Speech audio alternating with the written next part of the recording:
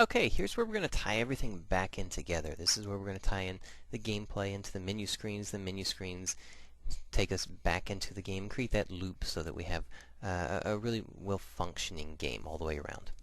So to do that, we're going to start off in our Scene Manager script. We're going to go in there, we're going to add some conditional statements to let us check for what's important to this player. And one of the things that's important to the player is the lives of the player.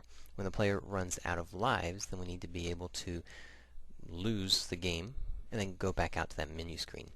So we're going to go into our update, and inside of our update is where we want to check for it. So we're going to say if, and if what? If our lives, right in here, if our lives is less than or equal to 0, then what do we want to do?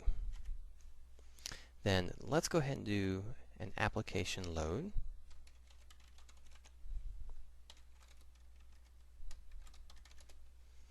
Level, and what level are we loading? We're going to be loading the losing scene. So screen lose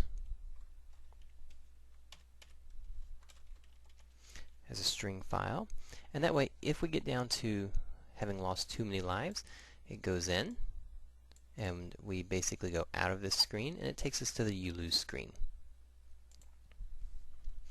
And let's say we survive the amount of time that we have set up. If, and this is going to be our countdown timer, so this is our game time. If our game time is less than or equal to 0, and that means that our time has run out, then application dot load level. And which one are we going to load this time? This will be our win screen.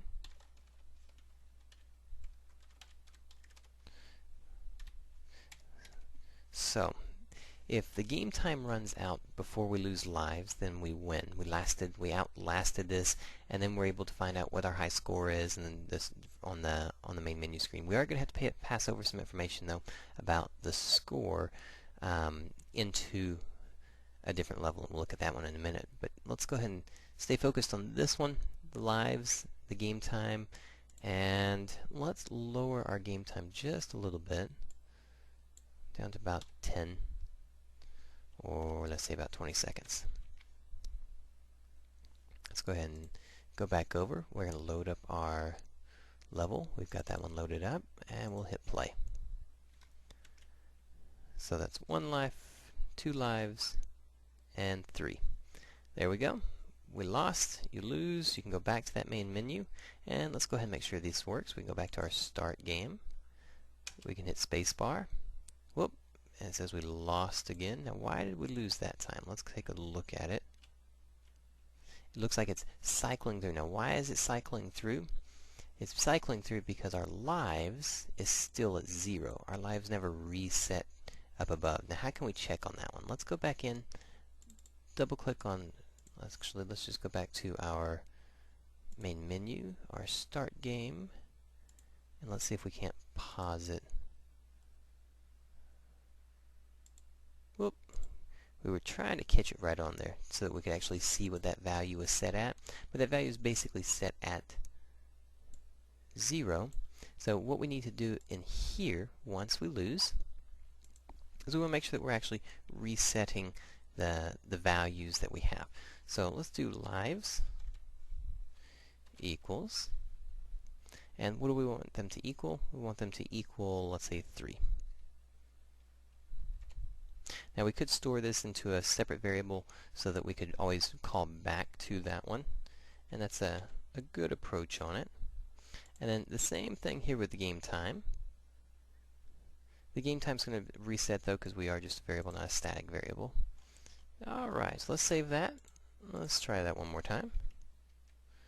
1, 2, and we're done. We lost. Go back to our main menu, hit start. And there we go. Our lives back up to 3. And we lost again. We're going to have to start playing this more often to get better at it. So here we've got points.